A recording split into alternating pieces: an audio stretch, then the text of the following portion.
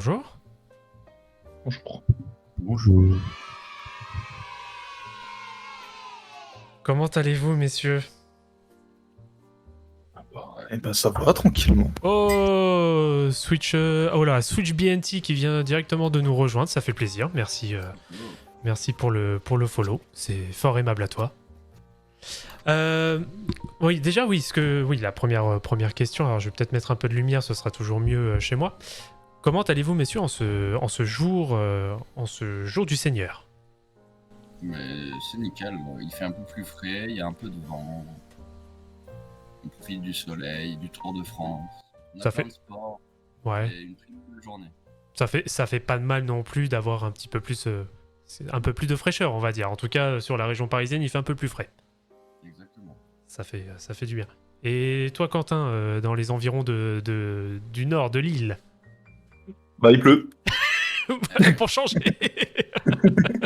Qui est surpris même. Exactement. Eh ben, écoutez, tous ceux qui sont déjà présents dans le chat, déjà bienvenue à tous. Merci de nous avoir rejoints pour un troisième, pardon. Troisième numéro des jugements du tribunal de TBA.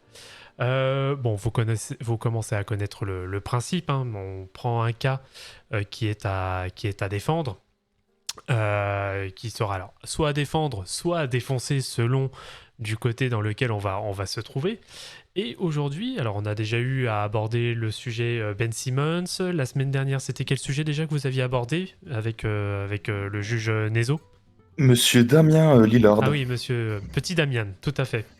Monsieur Damien Lillard. Et aujourd'hui, on va aborder un sujet qui, comment dire, peut être plus ou moins épineux, si je peux dire ça, si je peux qualifier ça comme ça, et dont on parle pas assez. J'ai l'impression, c'est vrai qu'il passe un peu entre les gouttes à chaque fois, mais ce sont notamment les Los Angeles Clippers. Dont on ne parle pas trop et qui, pour certains, les résultats ne sont pas satisfaisants, pour d'autres, c'est plutôt logique.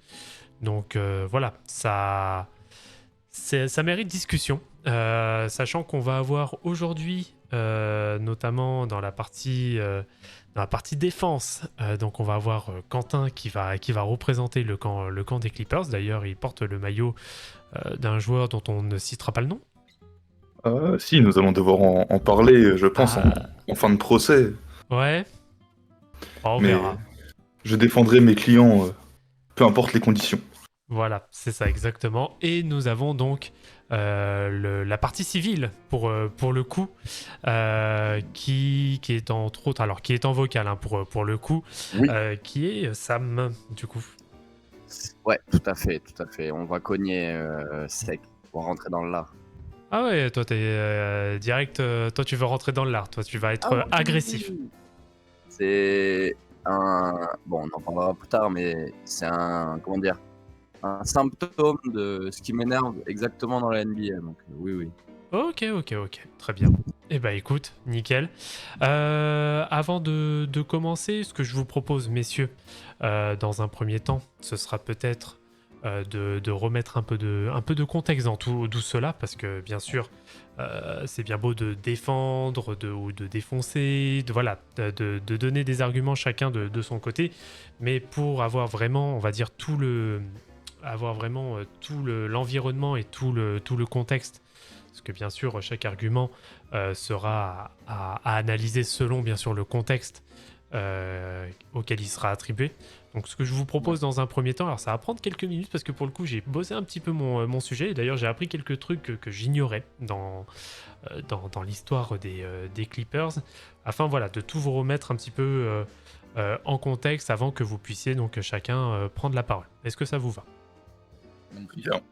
Ok, alors sachant que sur l'historique, on va remonter quand même assez loin, parce qu'un un petit point historique, déjà les Los Angeles Clippers ont connu plusieurs étapes, hein, donc, qui étaient originellement les Buffalo Braves de 70 à 78, puis ensuite les San Diego Clippers de 78 à 84, pour être depuis donc 84 jusqu'à ce jour les Los Angeles Clippers. Au sein de leur histoire, le bilan, c'est 1792 victoires pour 2496 défaites, soit un total de à peu près 42% de victoires sur l'histoire de la franchise. Pareil, il y a eu on va dire un contexte, parce que là on peut déjà le remarquer que les Clippers sont une équipe qui ont quand même pas mal bougé en l'espace d'un peu plus de 50 ans. Ils se sont implantés donc à Los Angeles donc dans les années 80, mais ils ont failli notamment rebouger dans les années 90, car il y avait un deal entre à l'époque Donald Sterling, qui était le proprio des Clippers, pour aller chez Anaheim, donc toujours ville californienne, là où on peut avoir notamment les Ducks d'Anaheim pour la NHL. Sauf que ça ne s'est pas fait parce qu'il y avait déjà eu une histoire avec notamment la Walt Disney Company qui a voulu s'immiscer justement dans cet accord en ayant promis notamment des droits télé via ESPN, parce qu'ils comptaient déjà à l'époque, ça faisait déjà 30 ans qu'ils souhaitaient déjà racheter des droits de diffusion d'ESPN, ce qu'ils n'ont jamais réussi à faire, donc c'est ce qui a fait capoter le deal. Voilà, c'est la petite histoire pour le coup. Ensuite, en allant un peu plus dans les années 2000, ça n'a pas été, on va dire, ça n'a pas été non plus, on va dire, une grosse équipe. Elle a toujours été dans l'ombre des Lakers depuis le début, malgré qu'on ait connu quelques bonnes phases, notamment sur la saison 2005-2006, avec notamment le Quintuor, Elton Brand, Cuttino Mobley, Sam Cassell, Chris Kaman et Corey Maggette, pour vous donner des exemples. Bon, c'était en dehors de cette année-là, c'était pas la folie. Par contre, il y a le point de bascule. Le point de bascule, c'est notamment le first pick de la draft 2009 avec le choix de Blake Griffin, donc qui vient tout droit, il n'était pas freshman, il était sophomore aux Sooners donc de l'université d'Oklahoma. Donc premier choix. Malheureusement, il y a eu d'abord des débuts prometteurs en Summer League en 2009, sauf que sur un match de pré-saison, ensuite il s'est blessé au genou. Alors blessure au genou qui de base a été évaluée à 7 semaines d'arrêt, sauf qu'au final ça a été toute la saison. Donc bon, ça a décalé, on va dire, les débuts de Blake Griffin, sachant que Blake Griffin reste, en tout cas je pense que c'est pas trop de le dire, l'un, voire le meilleur joueur de l'histoire des Clippers. Ça reste mon appréciation pour le coup. Donc derrière, là où ça va réellement commencer, ça va être notamment sur la saison 2009-2010, où il y a déjà quelques résultats. Bon, en dehors de la blessure de Blake Griffin. Mais ensuite, 2010-2011, c'est vraiment là où on va avoir donc Blake Griffin qui va, avec DeAndre Jordan notamment à l'époque, il y avait aussi Baron Davis, commencer réellement à prendre du galon. Sachant que notamment Blake Griffin termine directement All-Star en étant rookie pendant cette saison. De début donc très prometteur pour le coup, même si les Clippers terminent en 32-5 ans. Voilà pour cet exercice-là, sous la houlette notamment de Vinny Del Negro, que notamment Quentin connaît très bien de la maison Spurs. Saison 11-12, donc 2011-2012, on arrive sur saison du lockout, donc saison à 66 matchs si je me rappelle bien. C'est ce qu'on va nommer les débuts de Lob City. Donc il va y avoir les arrivées d'un certain Caron Butler, Chauncey Billups, Chris Paul qui arrive sur un trade à 3, Kenyon Martin aussi par la suite qui vient de Chine, et Nick Young. Sortie de lockout, enfin un premier bilan positif depuis la saison 2006-2007 avec un bilan de 40-26. Donc playoff jusqu'aux demi-finales de conférence qu'ils perdront très gentiment 0-4 face aux Spurs. Ensuite, donc voilà, c'est vraiment le début, on va dire, d'une belle histoire du côté des Clippers, sachant que du côté des Lakers, qui était, on va dire, le rival historique, façon de parler, parce que même si il n'y a jamais réellement eu, à ma connaissance, de réelle rivalité. Donc là, va commencer en effet toute une série de saisons où on va avoir que des bilans positifs, des saisons en play-off, etc. etc. Entre-temps, il y a eu des éliminations, notamment face à Memphis, ce qui aura coûté la place de Vinny Del Negro, qui sera remplacé par Doc Rivers, ce qui va quand même amener des ambitions, de grosses ambitions, notamment vers le titre pour les Clippers, en le prenant, sachant qu'il a été champion avec les Celtics en 2008. Mais entre-temps, il y a notamment les affaires de Donald Sterling. Bon, je vais passer l'affaire Donald Sterling, même si c'est un gros point de bascule sur le management des Clippers, mais grosso modo, Voilà, suite à une vidéo, enfin suite à c'était quoi? C'était un enregistrement audio, je crois, d'un appel téléphonique qui avait été leaké par TMZ, donc faisant ressortir, on va dire, des traits racistes de Donald Sterling. Donc bien sûr, toute la NBA s'est émue de cette affaire-là, et bien gentiment à l'époque, David Stern a demandé à Donald Sterling de revendre ses parts. Et donc le fait aussi d'être propriétaire de la franchise des Clippers, donc qui sera reprise par la suite par Steve Ballmer à hauteur de 2 milliards de dollars. Donc là, en effet, il va y avoir une toute nouvelle ère qui va se mettre en place. Donc les Clippers continuent à faire de très bonnes saisons en régulière, mais ça ne dépasse jamais les demi-finales de conférence à l'ouest, ce qui me rappelle les Sixers au passage. Ça, c'était la petite crotte de nez au passage.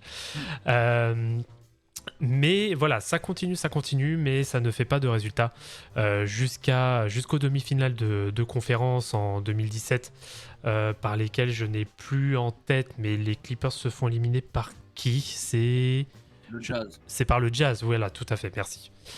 C'est par le Jazz, et donc c'est ce qui va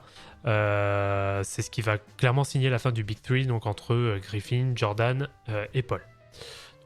Chris Paul file aux Rockets pour rejoindre James Harden. Blake Griffin ensuite sera transféré en 2018 à Détroit. D'ailleurs, il fera sa meilleure saison à Détroit, au passage, en tout cas sa meilleure demi-saison. Et DeAndre Jordan part, lui, de son côté à Dallas. Bon, DeAndre Jordan était déjà complètement cuit. Donc, c'était pas trop un problème.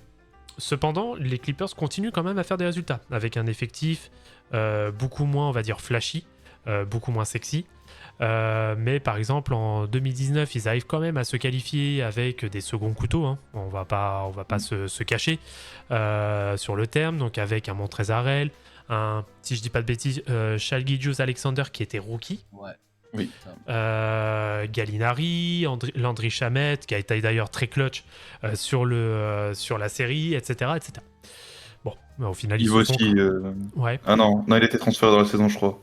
J'ai dit il y avait Tonga Tobias, mais non, il était transféré. Tobias, il fait un très bon début début de saison, en effet, et ensuite il est transféré aux Sixers, tout à fait.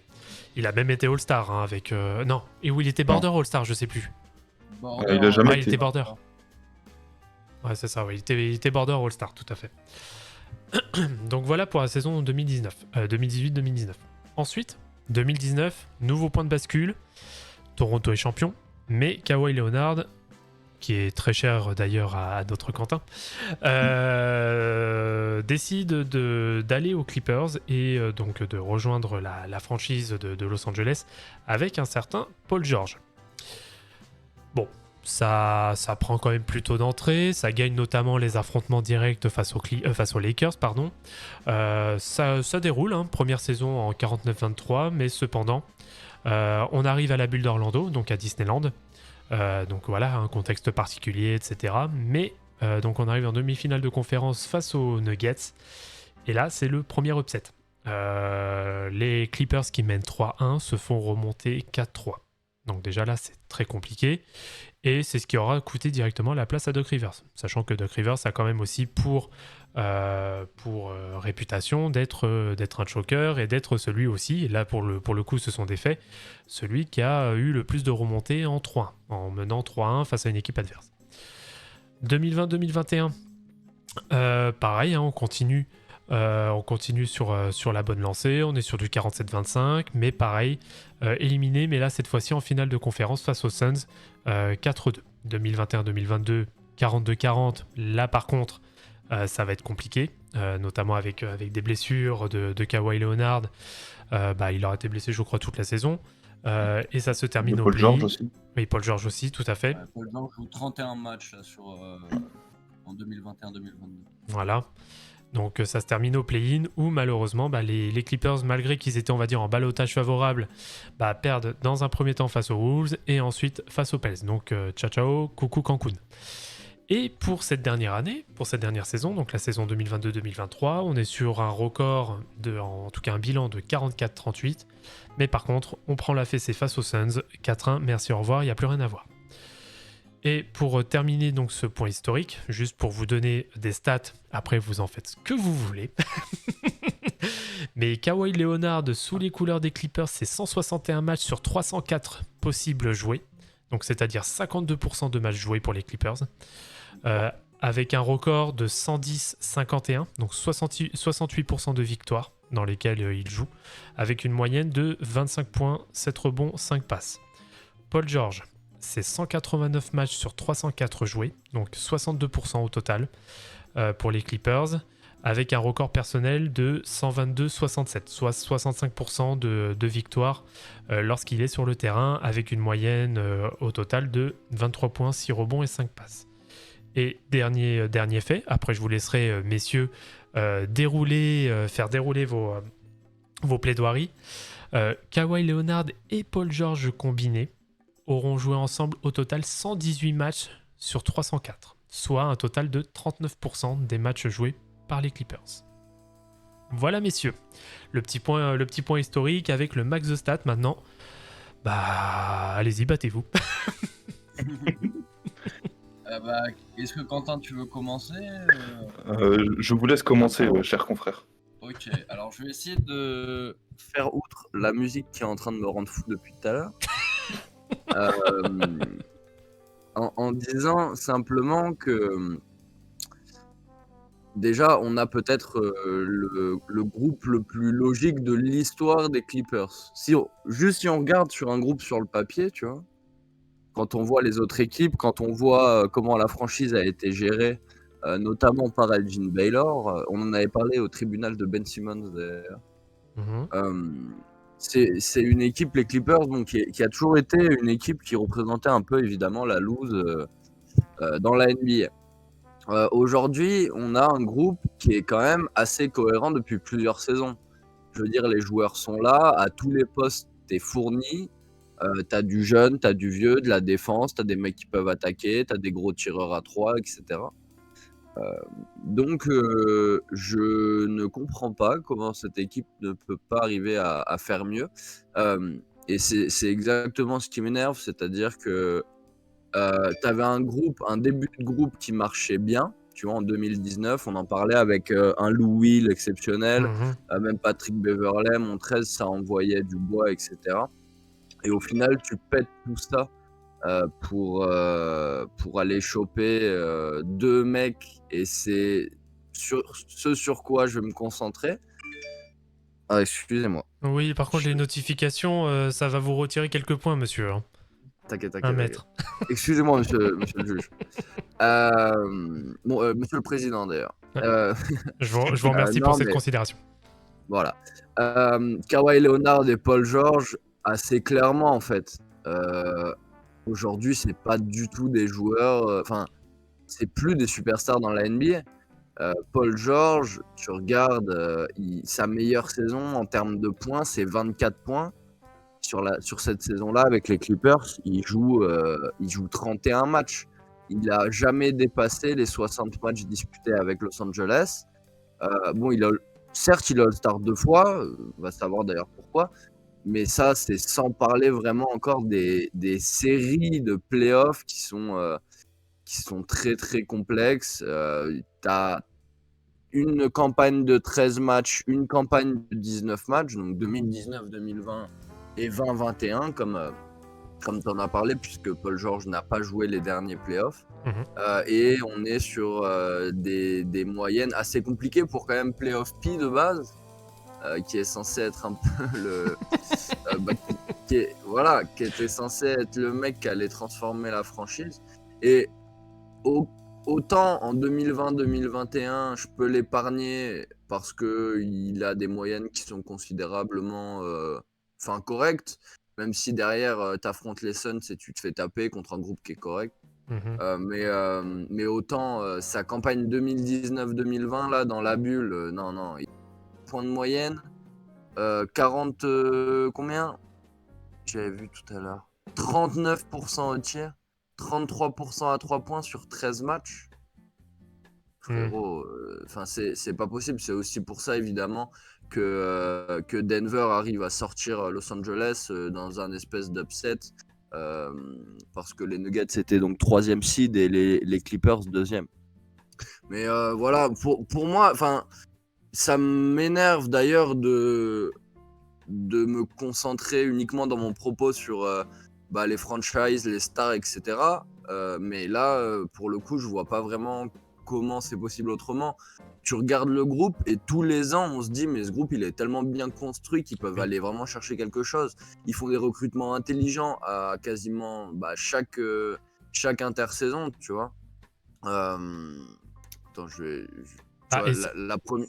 Vas-y, vas-y. Vas-y, pardon. Ça se résume très bien, et moi je vais prendre l'exemple, après je te laisserai bien sûr continuer, mais faut rappeler quand même qu'un certain Nicolas Batum, qui était au fond du trou à Charlotte, s'est vu mais complètement revivre et dans un rôle qui lui va absolument, mais qui lui va parfaitement en fait aux Clippers. Tout à fait, mais ça a été le cas pour plein d'autres, tu vois. Comment dire, même Ibaka, il a fait des minutes qui étaient super intéressantes.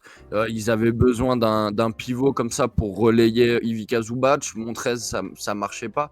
Ils sont allés chercher autre chose. Ils n'hésitent pas à prendre des risques. Et pourtant, en fait, quand tu as tes deux franchises qui répondent pas présents, parce que j'ai parlé de Paul George, hein, mais Kawhi, malheureusement, c'est pareil. Kawhi, sur les 3 saisons, en fait, même pas 4, ça fait 4 ans qu'il est à Los Angeles, mais il a joué que 3 saisons. Il cesse un peu de diminuer. Il avait commencé très fort avec une saison à 27 points de moyenne, mais derrière, tu enchaînes sur 25, tu joues que 52 matchs. Et là, la saison dernière, c'est du 52 matchs joués, 24 points de moyenne. Donc c'est assez compliqué. Après, c'est logique, mais il y a eu tout le drama aussi autour de ces playoffs, etc. Et au final, ça n'a pas fonctionné. Et pour le coup, je me doute un peu que le train est passé quand tu vois les armadas qui sont en train de se faire, là, surtout à l'ouest, où c'est beaucoup plus difficile de gagner. Si tu as des joueurs qui ne peuvent pas assumer derrière leurs responsabilités, c'est très compliqué. Kawhi, même cette saison, il joue pas tous les matchs de playoff. Il en joue que 2. Il est très bon, mais il en joue que 2. Du coup, tu peux pas vraiment exister dans la série contre Phoenix. Ouais, c'est...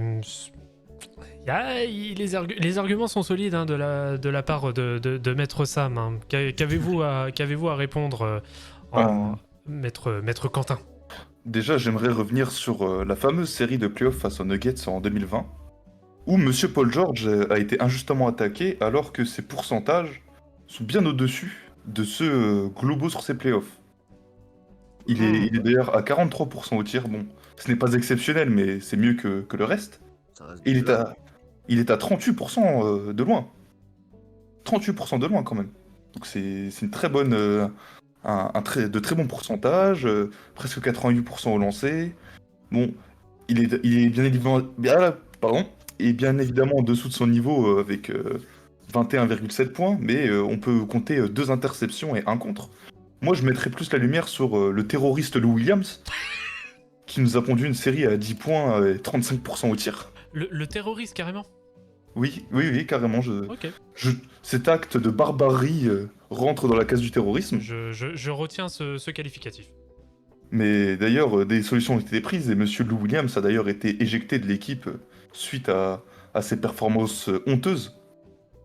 La même chose pour Monsieur Landry Shamet, hein, qui en 2020, contre les Nuggets, nous aura fait une petite série à 3 points de moyenne, 29% au tir, en jouant 15 minutes. Donc j'aimerais remettre la faute sur ces role-players qui ont été d'ailleurs éjectés de la franchise par la suite. Bien entendu. Sur les mêmes matchs, il faudra m'expliquer, tu vois, la sélection aussi des role-players, justement. J'ai une solution toute trouvée pour vous, maître. C'est Doc Rivers. Ouais. Aïe, ça y est, on va arriver sur un sujet qui va fâcher, messieurs. Je vais vous lancer dans ce cas avec une question, parce que on commence à aborder justement les sujets des rotations, des choix des role-players, voire même la gestion des stars. Hein. On a abordé le sujet Kawhi Leonard, Paul George. Alors, comment dire que je trouve bien mes mots pour cette question. De qui, pour vous, parce que là vous avez commencé à donner les premiers éléments de réponse, qu'est-ce qui ferait en tout cas, qu'est-ce qui a fait que justement les role-players n'ont pas réussi à la fois à se montrer sur les moments qu'il fallait, et on l'a vu en effet à plusieurs reprises sur les différentes campagnes de playoffs. Qu'est-ce qui a fait aussi qu'en parallèle, on a des stars qui sont présentes même pas 4 fois sur 10, 4 matchs sur 10 au total depuis qu'ils sont arrivés dans la franchise en jouant ensemble, avec les chiffres que j'ai donnés tout à l'heure. Et qu'est-ce qui fait aussi que... est-ce que c'est forcément... Alors, est-ce que tout cela est forcément dû de la faute de Doc Rivers, ou est-ce que c'est peut-être un management aussi qui est peut-être trop permissif au vu du statut peut-être des stars, ou est-ce que il y a... Voilà, pour vous, quelle est en effet la principale cause un peu de ce malaise? Parce que, comme vous l'aviez dit, les effectifs sont plus que cohérents. Et sur ça, moi, je vous rejoins tout à fait. Sur les dernières années, on a toujours vanté le fait que les effectifs des Clippers sur les dernières années étaient plus que cohérents, étaient super deep, super profonds, avec de bons joueurs qui se complétaient bien, etc. etc. Qu'est-ce qui fait qu'au final, ça veut pas? En vrai, là, on a parlé un peu de Doc Rivers. C'est hyper symptomatique du problème, là, en tout cas sur le début du projet, sur la première année, dans la bulle, etc. Bon, déjà, Doc Rivers a très rarement joué avec des intérieurs en pick and roll. Mhm. Typiquement, comment Montrezl sur la série contre Denver prend moins de tirs que Marcus Morris? Je comprends pas. Sachant qu'il marque plus de points et qu'il est à 55% au tir, quoi. Après, bon, évidemment, je suis pas en train de vous vendre Montrezl comme Shaquille O'Neal, mais tu as des systèmes qui sont hyper centrés évidemment sur les Kawhi et Paul George. Mhm. Et derrière, il y a une sélection de tirs qui est très mauvaise. Lou Williams sur la série, il prend presque 80 tirs, quoi. Je comprends que il était sur un bon rythme, etc. Mais c'est pas possible, surtout pour 10 points de moyenne. Dites-vous qu'il prend, quasiment quasiment le double des tirs de Montrez pour moins de points de moyenne. Donc c'est quand même assez symptomatique, et tu vois qu'il y a... Enfin, après, à l'époque, tu te rendais compte très vite qu'il y avait des problèmes au niveau des systèmes, etc. Mais c'est les mêmes problèmes qu'on a retrouvés sur le travail de Doc Rivers chez les Sixers. Ça n'a pas marché. Il y a eu un mieux depuis l'arrivée de Tyronn Lue, c'est vrai. C'est pas non plus un candidat au coach de l'année tous les ans, donc c'est compliqué. Mais si tant est que le coach soit pas bon, il faut au moins que des joueurs répondent présents, et ça n'a jamais été le cas quasiment, ou alors à très faible dose. Toi, Quentin? Moi, je suis assez d'accord avec l'expertise de Maître Sam concernant Doc Rivers. Ensuite, pareil, je voudrais apporter des éléments complémentaires sur Monsieur Montrezl, par exemple, dont vous avez parlé. Le problème de Montrezl aussi est que il est assez petit pour un pivot, il ne peut pas écarter, donc ça explique pourquoi Marcus Morris prenait plus de tirs, vu que Marcus Morris, lui, peut écarter. Donc voilà. Ensuite, Montrezl avait l'air plus occupé avec sa marijuana qu'avec le basket, donc il a logiquement été écarté de l'équipe. Monsieur Lou Williams était proche de la retraite, bien que la retraite soit à 64 ans maintenant. Monsieur Lou Williams, avec sa carrière longue, a bénéficié d'une réduction, donc de pouvoir partir en retraite avant. Et puis bien sûr, n'oublions pas le deuxième terroriste de l'équipe, Monsieur Doc Rivers. Après, Lou Williams, il n'était pas vraiment fini. Après la série qu'il fait notamment contre Philly, il avait fait une vraie série avec les Hawks. Lou Williams, si je dis pas de bêtises, a été aussi 6e homme de l'année sous les Clippers, non? Sous le maillot des Clippers. Oui, mais je sais pas sous quel Clippers. Ouais, je sais. Le 6e homme de l'année en 2020, c'était Monsieur Montrezl. Ah oui, oula, Voilà. c'est pour dire à quel point c'est passé inaperçu. Ouais, c'est ça. Ah, c'est Contre vrai, c'est vrai. Azarel, qui a une réduction de 10 minutes de temps de jeu en moyenne Bah, entre les playoffs et la régulière. Entre les playoffs et la régulière. Et puis bon, après, on a vu aussi le cas, le cas Harrell, une fois qu'il est parti aux Lakers, ce que ça a donné. Pour rester sur le sujet Doc Rivers, parce que bon, ça a l'air d'être quand même un point important.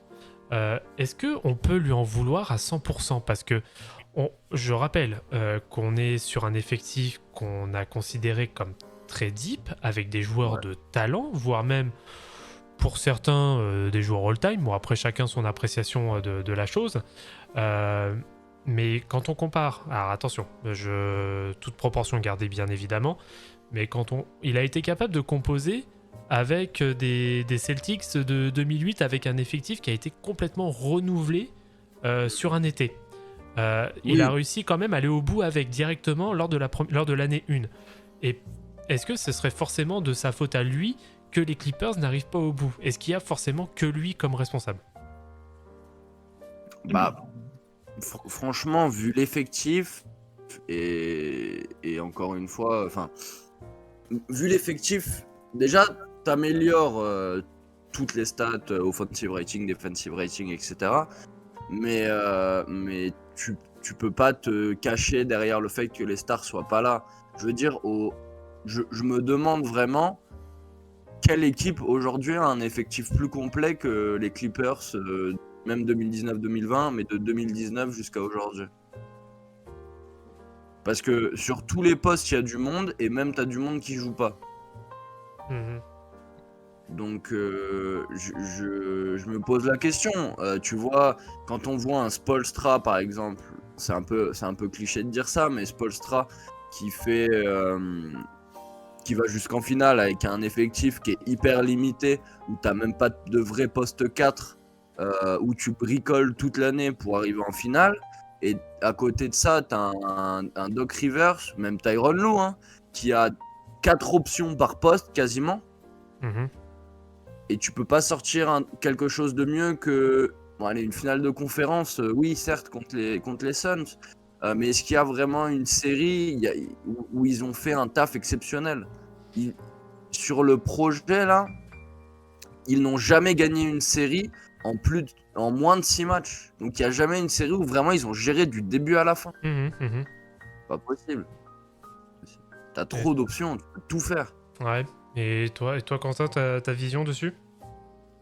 Moi, ce que j'allais dire par rapport à Doc Rivers, c'est que, hormis cette période Celtics qui aura duré 3 ans, on va dire, en étant sympa, parce que après être champion, ça s'arrête en demi-finale, si je dis pas de bêtises. Après, il y a quand même la finale en 2010, hein, faut pas oublier. Hein. Ouais, mais entre les deux, je crois que c'est Entre les deux, demi-finale. c'est une demi-finale de conf face au Magic. Mais voilà, pour moi, la période de Clippers de Doc Rivers, ce n'est que l'allégorie de sa carrière. À part que c'est ce fameux effectif en 2008, la carrière de Doc Rivers n'est que déception. Ouais. Vraiment. Donc, n'oublions pas que c'est un coach de l'année 2000, hein, au début des années 2000. Ouais, bah bien sûr. Pour moi, si t'enlèves 2-3 ans Celtic, sa carrière c'est une déception, sa carrière en tant que coach. Mais il a toujours eu les effectifs, notamment, hormis les Celtics, notamment Clippers, comme cet effectif, du coup, comme on l'a mentionné, 2019-2020, ou même avant, comme toi t'en as parlé avant, votre honneur. Suceur. Oui. Et voilà, pour moi, Doc Rivers était le principal problème de ces Clippers-là. Il a été remplacé par Monsieur Tyronn Lue. Je ne pense pas que ce soit la bonne solution non plus, mais Monsieur Tyronn Lue a le mérite au moins d'avoir emmené en un an, d'avoir emmené les Clippers plus loin que Doc Rivers en plusieurs années. Ouais, mais ok. Certes, ce sont des faits. Sur ça, je peux pas les contredire. Mais est-ce que, pour le coup, parce que malheureusement, on en est toujours là, et ça va me permettre de faire un peu la transition aussi. En effet, donc il y a Tyronn Lue qui est arrivé. Certes, c'est arrivé jusqu'à une finale de conférence. Bon, après la finale de conférence, malheureusement, Il n'y a pas eu grand-chose à faire face aux Suns qui étaient beaucoup trop forts à ce moment-là. Mais est-ce que pour le coup, parce que au final, même avec Tyronn Lue, pour le moment, ça va pas jusqu'au bout. Est-ce que en effet, le souci est réellement cela? Est-ce que c'est réellement la place du coach? Sachant qu'à côté, je tiens à rappeler que on a un duo sur lequel on a mis vraiment toutes les espérances des Clippers. Faut rappeler que dès qu'il y a eu leurs arrivées, c'était oui, ça va aller au titre, ça va gagner plusieurs titres sur plusieurs années même. On va même être champion avec notre nouvelle arena qui est en cours de construction, etc. etc. Moi, je vous trouve, alors après je vous laisserai bien sûr dérouler votre argumentaire, mais je vous trouve très sympa avec Paul George et Kawhi Leonard. Hein. Ah bah non, mais c'est ce que j'ai dit en premier, c'est très compliqué de faire quelque chose, d'aller très très loin avec deux de tes stars qui répondent pas ou peu présents. Mais après, tu vois, autant les coachs des Lakers, tu peux trouver cette excuse-là. Mhm. C'est-à-dire que si t'enlèves LeBron, si t'enlèves AD, faire gagner 45 matchs avec Austin Reeves, Kendrick Nunn et Stanley Johnson en Big Three, c'est assez difficile. Par contre, quant à la qualité d'effectif que tu vois, dont on parle là depuis tout à l'heure, hein, typiquement l'année où ils vont pas au titre, l'année où ils vont pas en playoff, pardon, en 2021-2022, même si t'enlèves les deux stars, tu gardes quand même des joueurs de qualité. Tu vois, il y a du Reggie Jackson qui a fait une saison hyper correcte d'ailleurs. T'as encore Marcus Morris, Covington qui est un bon défenseur, Batum, t'as une rotation de pivot, excusez-moi, Zubac, Ibaka, Hartenstein. Après, peut-être, mais on parlera probablement des GM après, qu'au lieu de faire un effectif qui fait la taille de la longueur des États-Unis, t'as l'impression qu'ils essayent de faire une collection de cartes Pokémon, éventuellement te concentrer sur d'autres profils et peut-être mettre un peu plus de Kishta et réduire ton effectif. Parce que là, bon, je regarde juste l'effectif 21-22, hein, mais t'as énormément de joueurs qui ont eu beaucoup de minutes de temps de jeu, quoi. Parce que, après aussi, bon, t'as pas de chance, mais tu te bases sur ton projet sur Kawhi Leonard, qui a très rarement, et ça fait très longtemps qu'il a pas joué une saison pleine. Ah bah, oui, Kawhi Mais- Leonard. Mais concernant Peut-être même jamais, concernant cette fameuse saison 21-22, n'oublions pas que sans l'intervention de l'ennemi Lakers, notamment de Monsieur LeBron James, pour instaurer ce play-in, les Clippers auraient été en playoff vu qu'ils étaient à la 8e place, de la conférence Ouest. Donc c'est encore une fois, encore une preuve dans l'histoire de la NBA que les Lakers magouillent avec la direction de la NBA afin de saper leurs concurrents. D'ailleurs, j'aimerais revenir sur les playoffs 2021 et même sur les playoffs 2023. Bizarrement, quand les Clippers sont en forme, l'équipe adverse s'obstine toujours à blesser Monsieur Kawhi Leonard pour les empêcher d'aller plus loin. Bah tiens, justement, tu parles très bien. Je suis sur l'affiche de Kawhi Leonard. Alors en effet, là où il a fait le plus de matchs, hein, c'est les saisons de 15-16 et 16-17. Donc avec 72 et 74 matchs respectivement, avant en effet la grosse blessure de tonton Zaza lors du premier tour, tout à fait. Lors des finales de conf, pardon. Mais regardez, ça c'est encore une preuve. Ça a été commencé par Monsieur Zaza Pachulia, mais dès qu'une équipe est en difficulté face à mon client, Monsieur Kawhi Leonard, elle le blesse. Ce qui fait que le corps de Monsieur Kawhi, du coup, s'en retrouve meurtri et beaucoup plus sujet aux blessures. Donc, moi je le dis, c'est un complot. Un Alors, complot. Et si je vais me permettre de rebondir sur votre argumentaire, est-ce que ce motif est aussi valable sur son départ des Spurs? Mais jamais de la vie.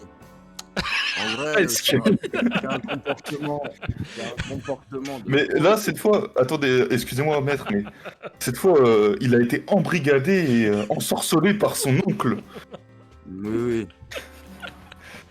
Donc, il n'était pas en pleine possession de ses moyens. Et je propose donc de faire passer ça par un petit stage en hôpital psychiatrique afin qu'il retrouve ses esprits. Non, mais tu sais qu'en vrai, le problème Clippers globalement, il est aussi dû à l'entourage de Kawhi. Hein. C'est Ah, pas quelque chose qui a été. Enfin, c'est quelque chose qui est déjà sorti. Je veux dire, l'entourage qu'il a aux Clippers, il est beaucoup plus près, même de sa famille, etc. Ce qui est pas forcément une mauvaise chose. Mais du coup, le basket, ça passe au second plan. Et tu vois, il y a un moment donné pendant la saison où on savait même pas où il était.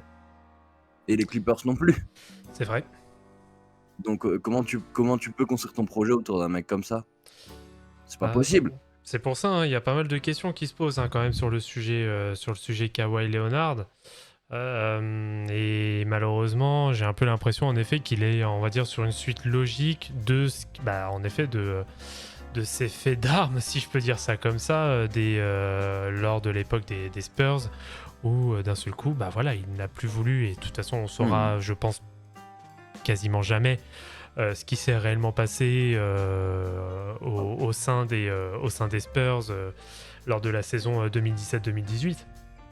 Mais c'est vrai que c'est quand même un gros questionnement à se poser. Et justement, vous faites bien la transition du coup sur l'aspect, on va dire, managérial de la franchise des Clippers. Donc, comme je le rappelle, en 2014, donc, on a à l'époque l'ex-CEO de Microsoft, donc, qui est Steve Ballmer, donc, qui reprend à hauteur de 2 milliards la franchise des Clippers avec de grands projets, que ce soit d'infrastructure ou même d'identité, parce qu'il souhaite, et ça pour le coup on peut pas lui reprocher, il a souhaité quand même mettre une certaine identité quand même aux Clippers. Il a voulu vraiment les démarquer au travers notamment d'actions de com et même au niveau de l'effectif, hein. On l'a vu notamment avec l'époque de Lob City. Maintenant, c'est avec une autre équipe qui est, on va dire, beaucoup plus peut-être dure à travailler, notamment à Los Angeles. Mais est-ce que ça ne rejoindrait pas un peu le constat qu'on peut tirer, qu'on a su tirer déjà à plusieurs reprises, notamment lors d'épisodes même de podcasts, etc. Est-ce que Steve Ballmer n'est pas vraiment l'image aussi du propriétaire qui souhaite à tout prix gagner maintenant en mettant des moyens, mais des moyens extraordinaires, enfin des moyens vraiment abusés, quitte à s'endetter comme pas possible pour gagner maintenant? Et est-ce que c'est pas, en effet, parce que quand on va regarder en parallèle tous les gagnants des titres NBA, en dehors d'équipes, notamment sous LeBron James, où là les équipes sont construites en effet pour gagner de suite, ce sont que des équipes qui se sont construites notamment avec leur choix de draft. On va prendre les Nuggets, alors les Warriors sur je ne sais combien d'années, on peut en parler. Pareil pour les Bucks, les Spurs aussi au début des années 2010. Voilà, est-ce que en effet le mode de management tout simplement apporté par Steve Ballmer et même par les différents GM des Clippers ne sont tout simplement pas compatibles avec la victoire? Bah alors pour le coup, je trouve que le cas Steve Ballmer est un peu, enfin, on le retrouve de plus en plus, tu vois. Ça a aussi été le cas à Chelsea la saison dernière. C'est-à-dire que on a des mecs qui ont énormément d'argent, qui aiment bien le sport, mais je ne sais pas s'ils ont vraiment les capacités de manager une équipe de basket. Sur le projet, enfin sur le papier, le projet il a vraiment de la gueule pour le coup, tu vois. Toute la communication autour de nous, on n'est pas le même Los Angeles que les Lakers, une vraie identité d'équipe, sur une équipe qui quand même a énormément souffert de ce côté. Bah, on est vraiment une équipe daubée, quoi, tu vois. Ouais, bien sûr. Mais depuis l'arrivée d'Elgin Baylor globalement au poste de GM, quoi. Donc ça remonte. Mais sur le papier, le projet a de la gueule. Le seul point d'interrogation, c'est ah ouais, mais comment les mecs ils sont vraiment dans la vie, tu vois. Ils sont énormes au basket, Kawhi est énorme au basket, Paul George est énorme au basket, y a pas de souci. Maintenant, est-ce que c'était vraiment les deux joueurs sur lesquels il fallait compter pour construire un projet, tu vois? Oui, certes, Kawhi est de Los Angeles. Est-ce qu'aujourd'hui, ça peut être une pièce centrale d'un projet? Bah, visiblement, pas vraiment. Pour rappel, Pour rappel, notamment, Paul George était dans le top 2 ou top 3 MVP en 2017 ou 2018, je sais plus exactement. Ouais, 2019. avec, 2019. avec OKC, ouais. Ouais, avec OKC. Voilà, c'était... Troisième du MVP, très Ouais. exactement. Merci pour la Après, Non, c'est ça. au moment de construire l'équipe, c'était très logique. Comme l'a dit, votre honneur Vlad, Paul George était troisième du MVP. Il me semble que Kawhi Leonard était très bien classé aussi. Kawhi Leonard sortait d'une campagne de playoff incroyable et avait même gagné le titre à Toronto. Donc au moment de créer cette équipe bien fait, sur ces deux-là, c'était l'une des choses les plus logiques à faire. Ouais, mais est-ce que tu te dis pas, tu vois, oui, je comprends que les deux joueurs soient extrêmement forts, il n'y a aucun problème. Est-ce que tu te dis pas, ouais, vu ce qui s'est passé entre Kawhi et Toronto, peut-être que je vais peut-être éviter de lui mettre 6 ans de contrat et puis derrière il me claque dans les doigts parce qu'il est à Los Angeles, qui vient de toucher 190 millions de dollars dans sa carrière, qui a encore quasiment 150 qui attendent derrière. Tu vois ce que je veux dire? Mhm. Eh bien, moi je dirais qu'à partir du moment où Monsieur Zion Williamson signe des contrats longue durée, Monsieur Kawhi Leonard peut aussi les avoir. Ah bah, ouais, mais dans les deux cas, c'est une connerie. Ben après, il faut payer le pédigré de mon client. Attendez. C'est Bah, un- tu payes le pédigré du client, mais en tout cas, tu te fais enfler dans l'histoire. Ben non, il apporte de sa renommée à l'équipe des Clippers, Ah ouais? toute l'exposition toute l'exposition qu'il faut. Moi, C'est vrai que je trouve que c'est un deal très, très bien. C'est parfait même. Mhm.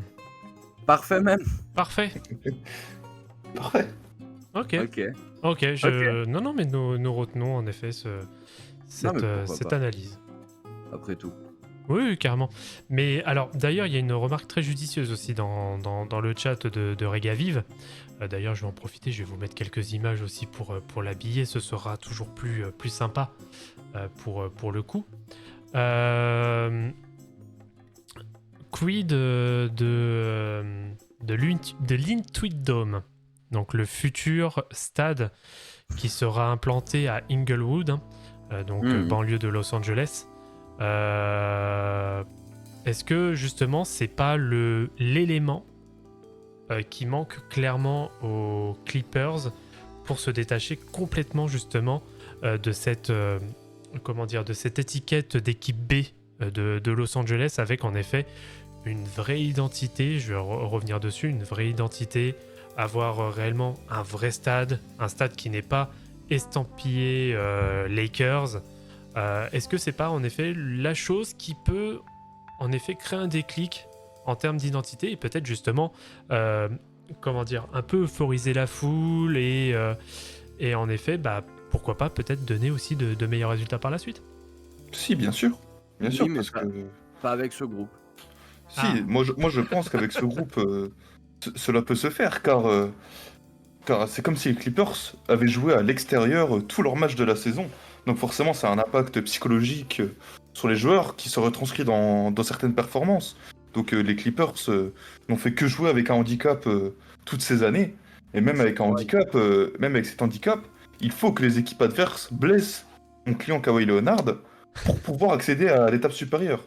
Donc je pense que c'est une circonstance atténuante pour mes clients. Maître Quentin, je trouve que vous insistez énormément sur Ouais. la blessure de Kawhi Leonard. Vous pensez réellement que l'avenir de la franchise dont il dépend ne dépend justement que de ce facteur-là?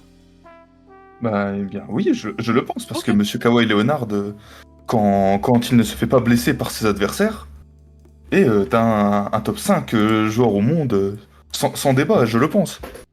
D'accord. Ah bon? Oui. Alors attends. Top. J'aimerais bien savoir qui tu mets pas alors. Hein.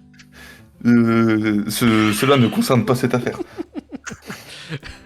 Ouais. Objection, hors de propos. Ouais. Ok. Non. Bah écoute. Non mais en vrai, si Paul George et Kawhi jouaient, bon allez, 70 matchs la saison prochaine, on serait peut-être plus en mesure de juger l'équipe. Maintenant, aujourd'hui, c'est pas le cas. Et c'est une erreur. c'est une erreur que tu peux mettre sur le joueur par rapport à son hygiène de vie, mais c'est le cas pour toutes les blessures. On en a parlé, on a quasiment dit la même chose sur Ben Simmons. Sur son hygiène de vie, évidemment. Sur le staff, est-ce que le staff fait assez pour avoir Kawhi plus de matchs? Ça, on n'en sait rien. Ou alors je suis pas au courant. Est-ce que le coach met assez les joueurs en confiance pour pouvoir jouer sans Kawhi Leonard? Il y a énormément de questions et pour moi ça peut pas marcher sur un joueur qui des fois il est là, tu vois, bon, il met des gros dunks, etc. Sur Jakob Poeltl, qui est un des joueurs les plus surcotés de la NBA, on en a parlé hier. Mais en tout cas,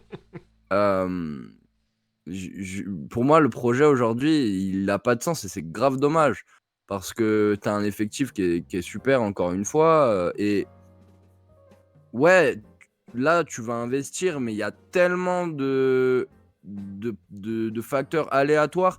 Est-ce qu'aujourd'hui, parce que tu as investi dans une nouvelle salle, Kawhi il va jouer 20 matchs de plus et il va commencer à rentrer ses 3 points en playoff? Je suis grave pas sûr. Alors, Objection, votre honneur. Comment ça, monsieur Kawhi Leonard ne rentre pas ses 3 points en playoff? Il est à 32%. Attends. 32% en 2019-2020 sur 13 matchs. Ok, 39 en 2020-2021. Ce qui est plutôt correct quand même. Et cette année, sur les 2 matchs qu'il a joué, il est à 60% derrière la ligne. Oui, sur les 2 matchs qu'il a joué, oui. Attendez, 34 points de moyenne, 60% à 3 points, 54% au tir, en étant défendu par des Kevin Durant. Oui, mais... Excusez-moi, mais c'est mais- une performance bien plus qu'acceptable. Maître Pourquoi il a Quentin, pas joué voilà, les autres matchs, alors vous avez tout dit, Maître Quentin, sur seulement 2 matchs. Oui, mais Ouais. pourquoi n'a-t-il pas joué les 2 matchs? Parce que je vous le dis Voilà. depuis tout à l'heure. Parce que les équipes adverses sont obligées de blesser Monsieur Kawhi Leonard pour pouvoir avancer. Qui l'a blessé? Qui l'a blessé? L'équipe des Suns a tout fait pour que... Oui, toute l'équipe, exactement. Et leur propriétaire, leur nouveau propriétaire, là, ce mesquin... Ce mesquin monsieur... a tout fait en œuvre pour... Je note une grosse pointe de mauvaise foi quand même, hein, maître. Mais attendez, je ne fais que dire les faits. Ah, que dire les faits, mais nous attendons le nom du coupable, en effet, qui aura Mais blessé l'ensemble votre client. L'ensemble de l'institution Suns. Donc vous criez au complot. D'accord. Exactement. Bon, on n'en dira pas Non, plus. mais. Voilà. On n'en dira pas plus, je saurai en tenir compte, maître. D'ailleurs, vu qu'on est sur la saison 22-23, quid parce que, alors, il y a en effet la saison 22-23, il y a l'aspect identitaire aussi qu'on a mis en avant, sachant qu'on a notamment Paul George, qui est un enfant de Los Angeles, en tout cas de la Californie.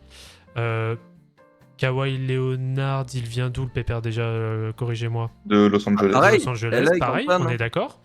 Ouais, Et ouais. on a Russell Westbrook. Ah, il est de Los Angeles. Est-ce que c'est un... Alors, sachant qu'il a été re-signé sur un... C'est quoi, 8 millions, je crois, l'année, c'est ça? 8 millions pour 2 ans. Ouais. 8 millions pour 2 ans, voilà. Donc au minimum, c'est ça? Un peu plus. Le minimum, Un peu plus que c'est... le minimum.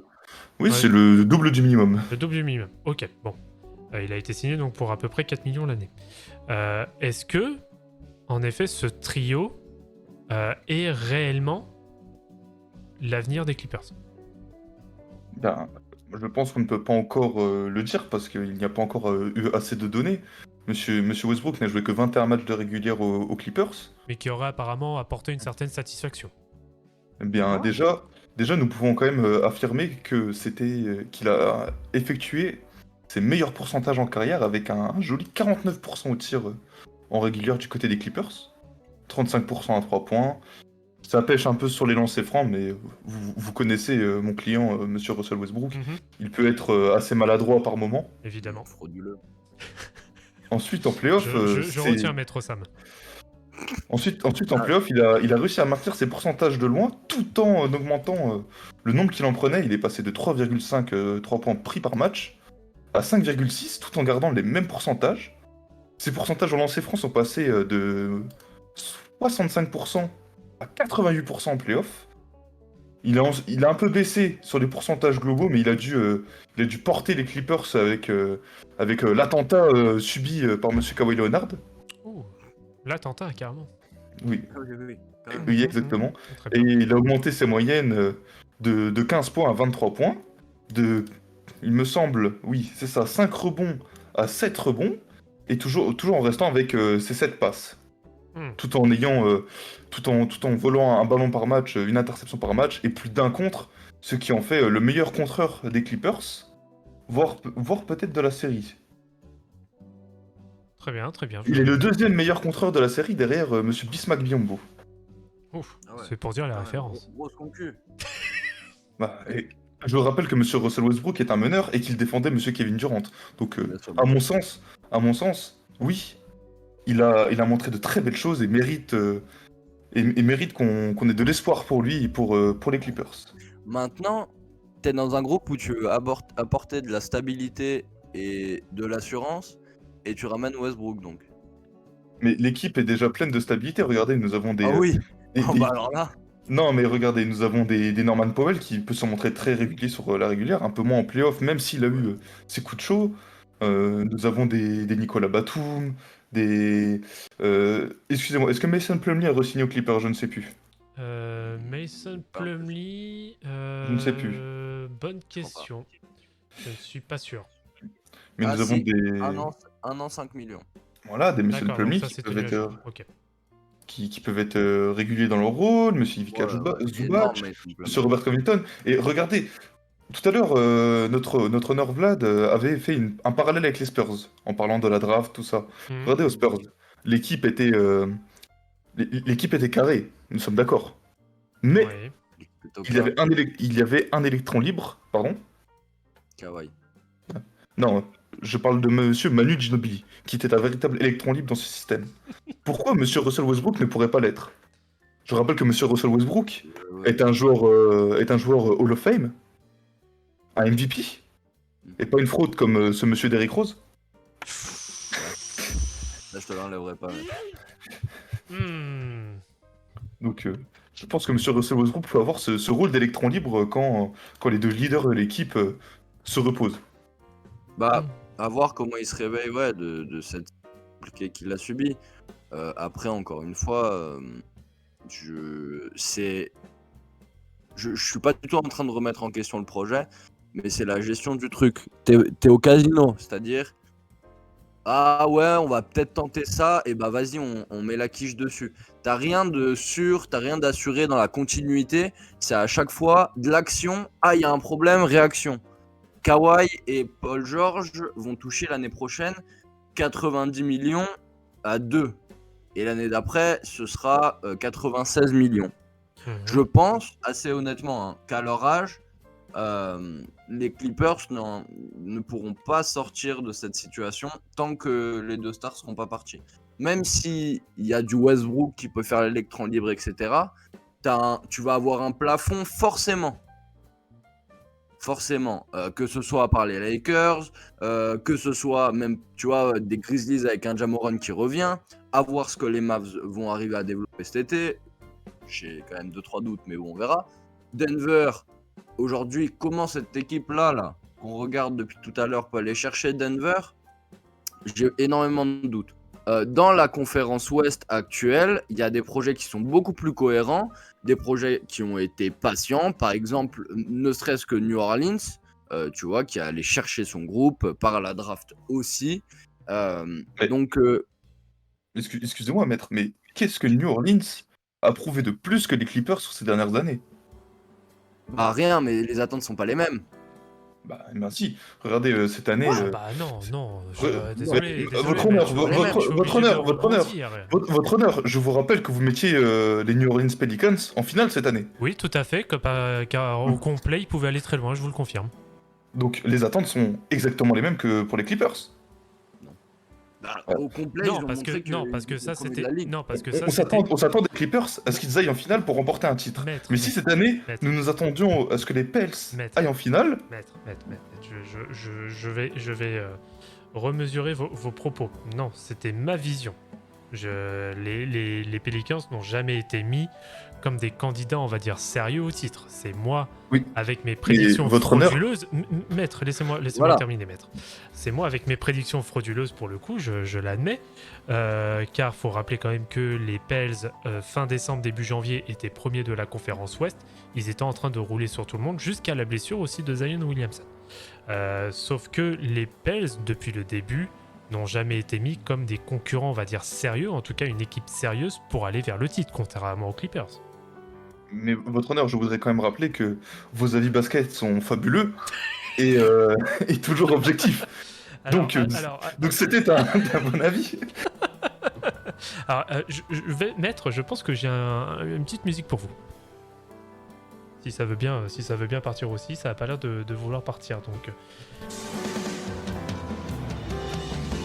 Un jour je serai le meilleur suceur, je sucerai sans répit.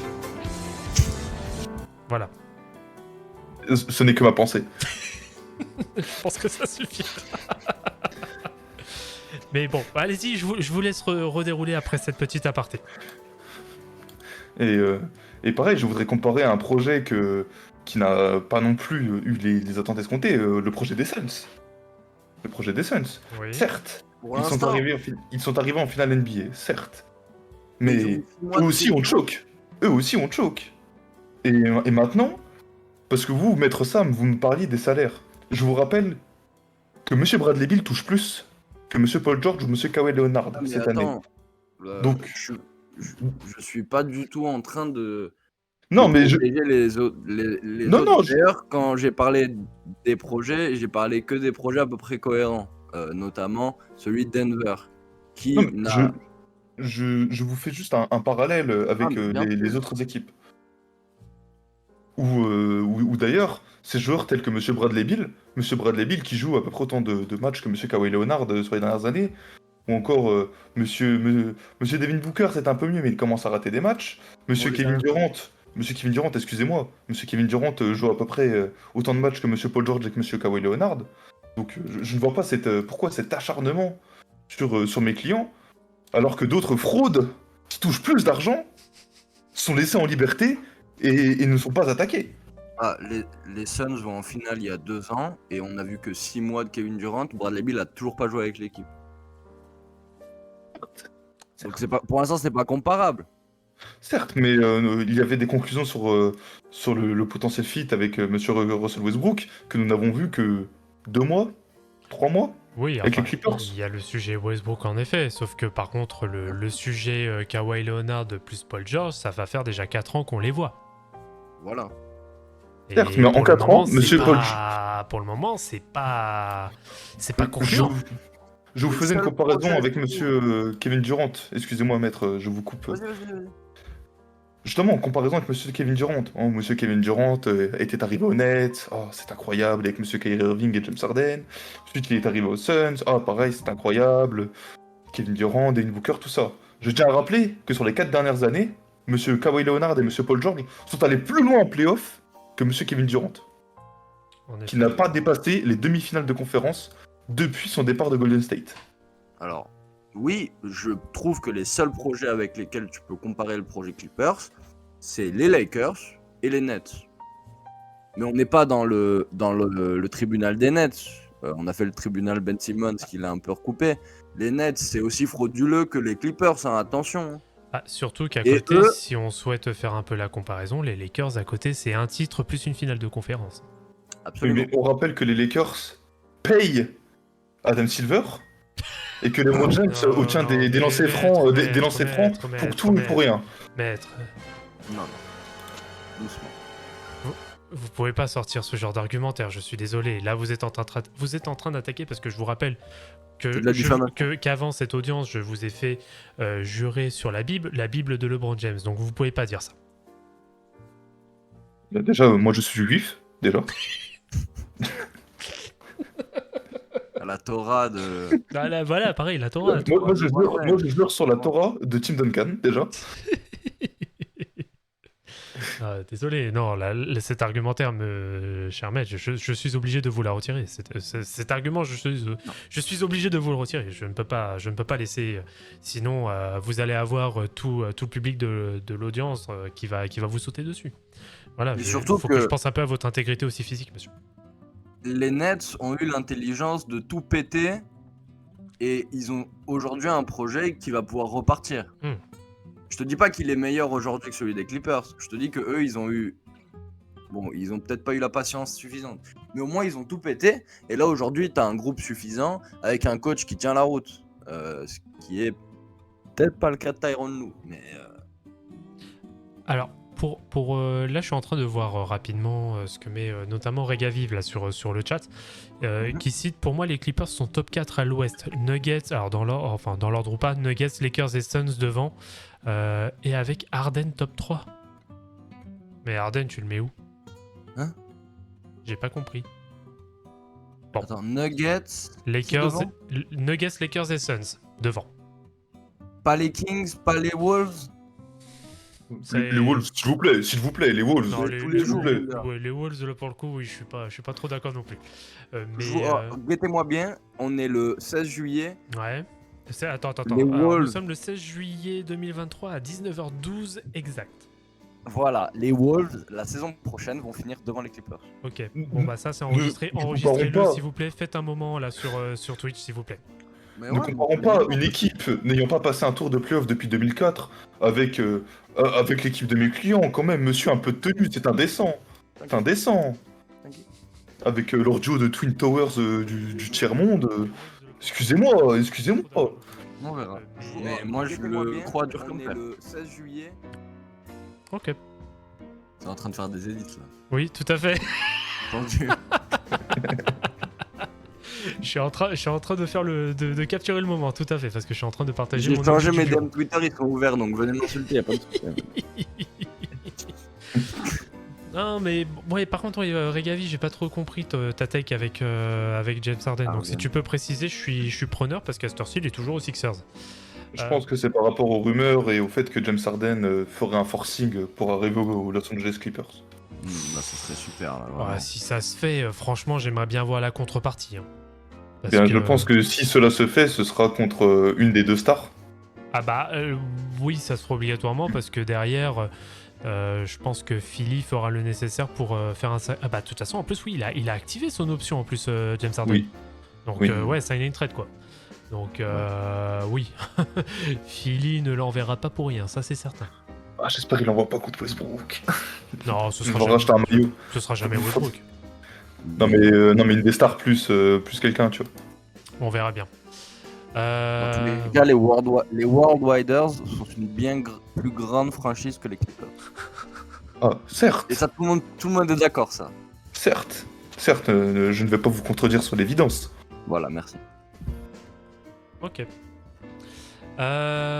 Qu'est-ce qu'on aurait d'autre à aborder comme sujet concernant les Clippers? Je pense qu'on est plutôt pas mal, à moins que vous ayez tous les deux, messieurs, des choses à ajouter. Nous avons omis des faits. Oui, dites-moi. Parce que je parlais de Monsieur Russell Westbrook qui s'est relancé aux Clippers, mais d'autres se sont relancés. Je pense, vous l'avez cité tout à l'heure, à Monsieur Nicolas Batum. Mhm. Monsieur Nicolas Batum qui s'est merveilleusement bien relancé en arrivant aux Clippers, avec un nouveau rôle, un rôle presque de, je ne dirais pas de patron défensif, parce qu'il y a quand même Kawhi Leonard et Paul George, mais avec un rôle de vieux père, un rôle d'ancien, comme on dit dans les cités de France Narvalo. J'aimerais aussi saluer les performances et surtout le flair d'être allé chercher Monsieur Norman Powell, Ouais. qui réalise de très belles prestations chez les Clippers. De Monsieur Robert Covington, évidemment. De Monsieur Terrence Mann, qui peut de temps en temps se muer en super joueur. Et de Monsieur Mason Plumlee. Mason Plumlee qui pourrissait dans la prison des Hornets, qui nous a montré de très très belles choses, notamment avec son jeu de passe en playoff. C'est vrai. C'est vrai, je l'accorde également. Un tout petit truc avant qu'on ait le verdict. Est-ce que tu préfères aujourd'hui Shai Gilgeous-Alexander Et tu peux drafter jusqu'à 2027, donc tous les ans. Hein. Ou alors, est-ce que tu préfères Paul George et plus aucun choix de draft, en tout cas de premier tour, jusqu'à 2027? Eh bien, est-ce que monsieur Shai Gilgeous-Alexander a amené les Clippers en finale de conférence? Mhm, Alors non. Voilà. certes. Non, mais c'est une question. Hein. Peut-être que tu peux me dire non.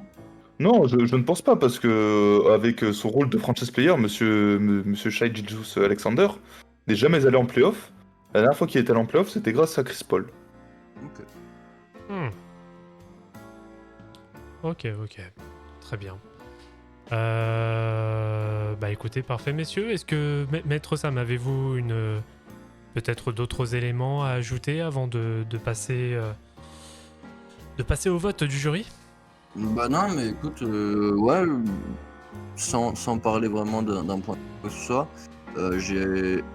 j'aimerais au final que cette équipe réussisse a priori. J'ai hâte de voir ce qu'ils vont faire dans le futur. J'espère qu'ils continueront pas avec cette doublette de stars et qu'ils vont aller chercher autre chose.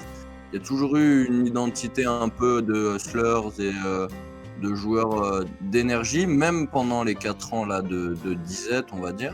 Tu vois, avec les joueurs dont vous avez parlé, hein, même Nico, Terrence Mann, etc. Donc, écoute, j'ai hâte de voir ce qu'ils vont pouvoir développer. J'espère que ce sera plus cohérent que ce qu'ils ont fait jusqu'à présent. Très bien. Et du coup, si vous deviez chacun retenir, on va dire, les principaux responsables du niveau ou en tout cas de la situation des Clippers, et quels seraient-ils? La connaissance basket de Steve Ballmer et de son staff. La connaissance vraiment en inside, tu vois, je te dis pas dans le jeu, etc. Mais vraiment en inside. De la personnalité des joueurs, etc. Du travail de scouting plus que de l'analyse. Vidéo et peut-être pas de comptoir, mais de comptoir. Et le sérieux et le star que sont Paul George et Kawhi. Voilà. Alors là, du coup, là, vous avez deux coupables, cher maître. Et ben, je n'utiliserai que le premier. D'accord, donc Steve Le Ballmer premier- et le front office, du coup. Voilà, le premier accouche du deuxième au final. Ok, très bien, oui. Donc, en effet, le deuxième est en effet la conséquence on va dire, d'une mauvaise gestion, d'après vous. Voilà. Ok, très bien. Maître Quentin? Moi, je pense que c'est une association de malfaiteurs. En commençant par les Phoenix Suns, Uh-huh. par, même il n'était là qu'un an pendant ce projet-là, monsieur Doc Rivers, monsieur Lou Williams, monsieur Montrezl, pour moi, font aussi partie des responsables. Et n'oublions pas monsieur Tyronn Lue, parce que malgré sa bonne gestion du vestiaire, il semblerait, monsieur Tyronn Lue n'est pas un grand coach, monsieur Tyronn Lue n'est pas un coach qu'il faut pour gagner un titre, ça je suis bien d'accord.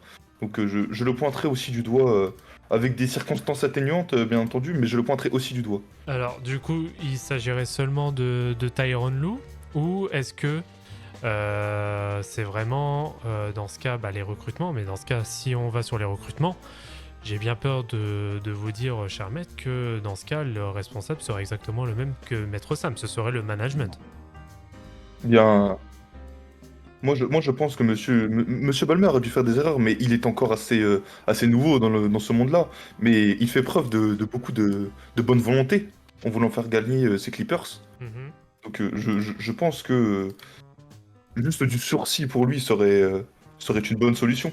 Et D'accord. j'ai oublié de pointer quelqu'un du doigt aussi, parce que en 2021, dans le staff de monsieur Tyronn Lue, nous avions un autre terroriste du basket en la personne de Chauncey Billups en tant qu'assistant coach. C'est vrai qu'il était en tant qu'assistant à cette époque-là. D'ailleurs, ancien joueur aussi des Clippers au début des années 2010. Donc, pour le coup, ce serait plus le coaching staff. Exactement, et n'oublions pas les Suns. Bon, c'est soit le coaching staff ou les autres.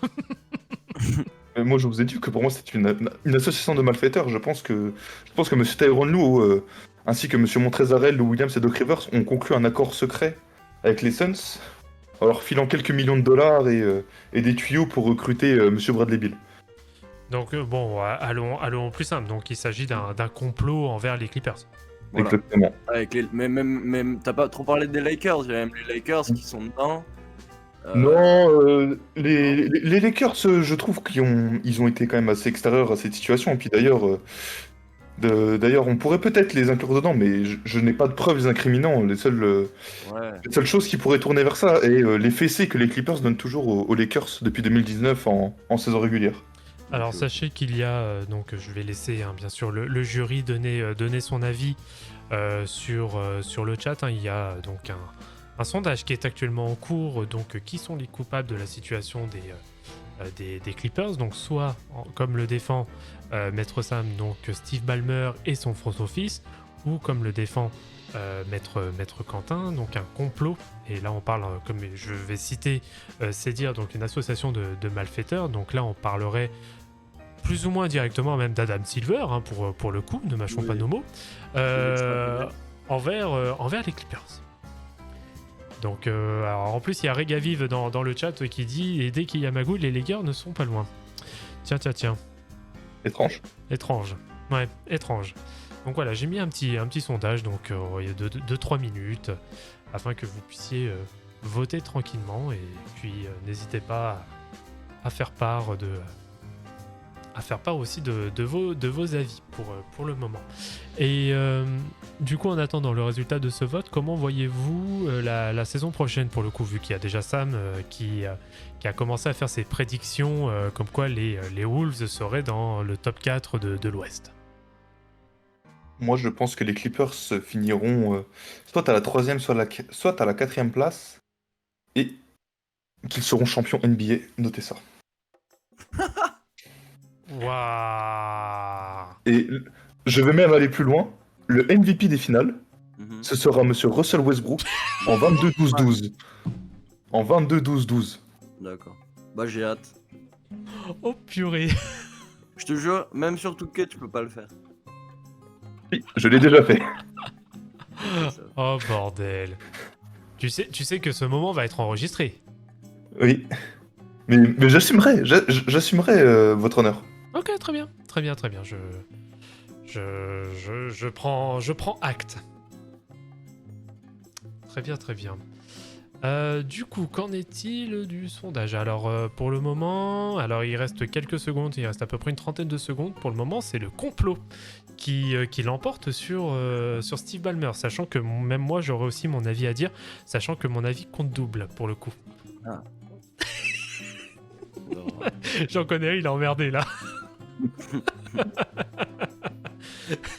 Donc, je vous conseille que la thèse du complot, il y a encore un vote. Maître, enfin votre honneur, vérifiez votre téléphone, je crois avoir entendu une sonnerie. Ah, attendez, je regarde. C'est une notification de Lydia. Alors, Je ne sais pas, je ne puis voir depuis ma position. pour le moment, je n'ai rien reçu. Que se passe-t-il? Attendez. J'ai pas de réseau. Non, j'ai Ah. pas de réseau.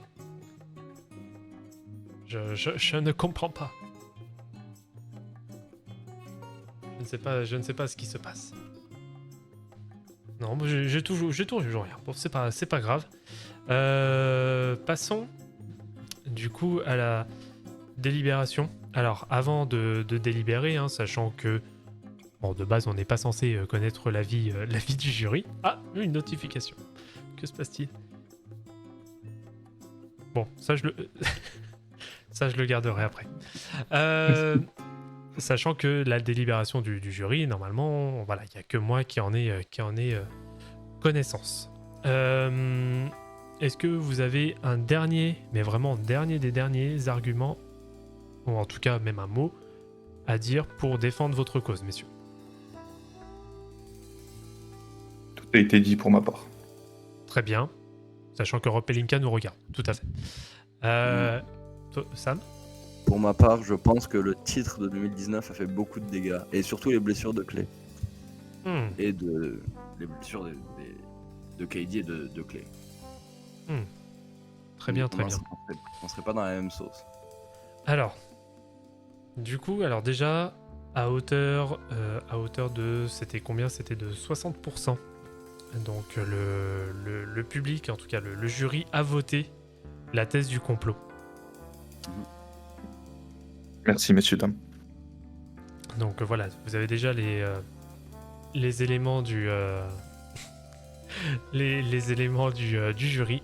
Et alors il y a une chose, en tout cas il y a un élément qui vient d'arriver en dernière minute sur lequel on m'a annoncé, je ne citerai pas le nom de la personne, mais qui m'a annoncé comme quoi les Sixers seraient champions en 2025, votre honneur, je cite les termes, hein, et que Embiid sera triple MVP. D'accord. J'aime beaucoup cet argument, mais cet argument est, comment dire, très utopique pour même, je ne dirais même, dire du foutage de gueule. Du coup, ce que je n'apprécie guère, très ironique pour le coup. Donc, en effet, je vais, comme on dit, comme les challenges. D'ailleurs, merci Donus Oranger de nous rejoindre, ça fait plaisir. Du coup, je vais overturn cette décision. Et en effet, c'est de la faute de Steve Albert et du front office. Let's go. Votre honneur, tout de même. Non, c'est décidé, c'est définitif.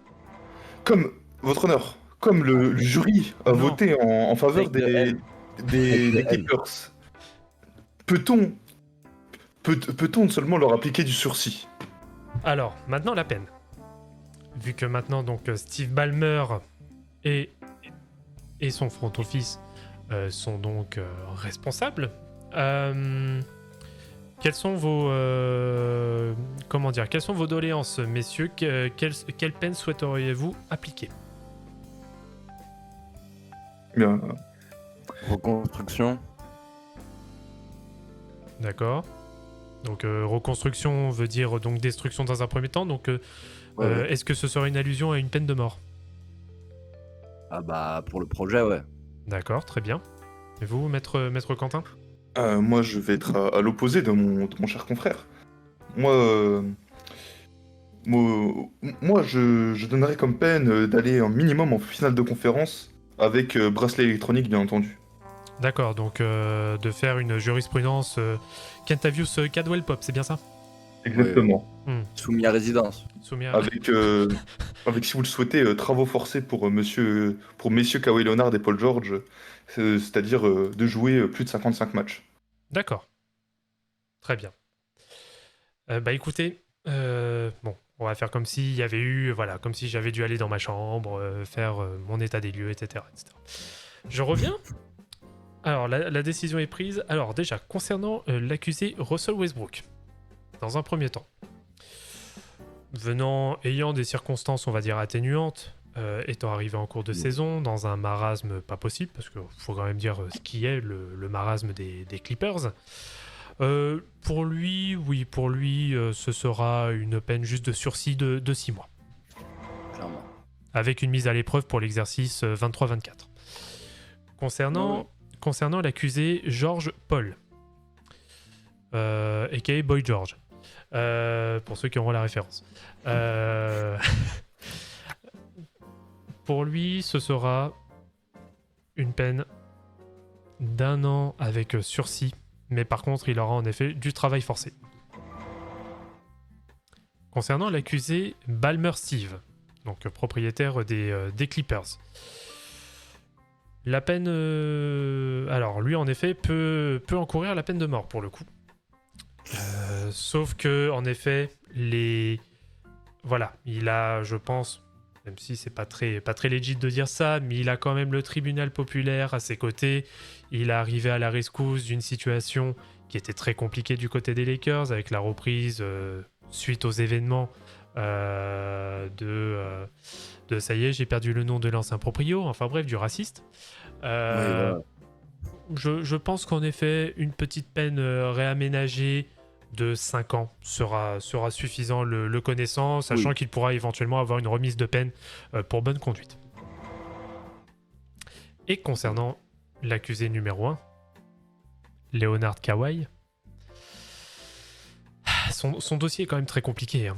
Et malheureusement, il n'a pas réellement beaucoup d'éléments, on va dire, en sa faveur. Je trouve très culotté quand même de mettre ça, Maître Quentin, derrière le fait qu'il se fasse tout le temps blesser par d'autres individus, on va dire des concurrents. Je trouve ça un peu facile, sachant qu'il y a la situation aux Spurs qui est purement de son fait pour le coup, hein, parce qu'en effet, il n'a pas demandé à être blessé, mais par contre, la suite des événements en 2018 très très très compliqué. C'est très compliqué, on va dire, de le défendre. Et pareil, sur toutes les années qu'il a passées aux Clippers, au bout d'un moment, certes, il y a le phénomène des blessures, mais au bout d'un moment, je suis désolé. Soit tu prends une réelle posture de franchise player, et même en dehors du terrain, même si tu es blessé, tu prends la parole, voilà. Tu agis comme un vrai franchise player, comme un vrai mec, on va dire, all-time. Et là, c'est clairement pas le cas. C'est simple, il disparaît complètement. Et malheureusement, je suis obligé de lui mettre perpète. Mais n'oubliez pas que Monsieur Kawhi Leonard a aussi subi des traumatismes d'enfance qui l'ont forcé à se renfermer sur lui-même. Oui, Et mais que les tentatives de blessure sont aussi, sont pour la plupart avérées et véridiques. j'entends vous dire, maître, sauf que les résultats des examens psychologiques qui m'ont été mis en pièce à conviction numéro 2, malheureusement, ne justifient pas ces actes, sachant qu'il est en pleine possession de ses moyens actuellement.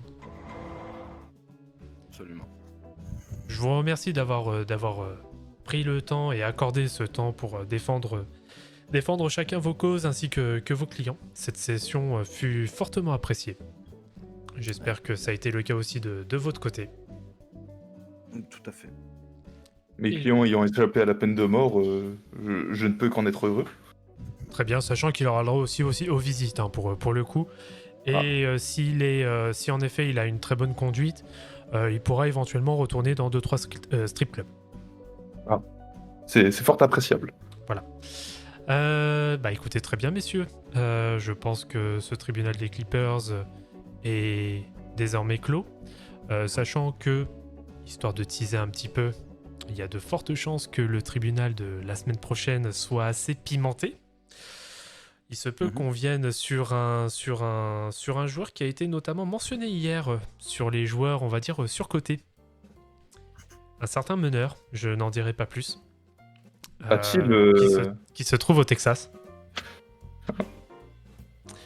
Ah ouais. Dont Ça devrait je tairai le nom pour le moment, mais je pense qu'il y aura pas mal de choses à dire à Très son John. sujet.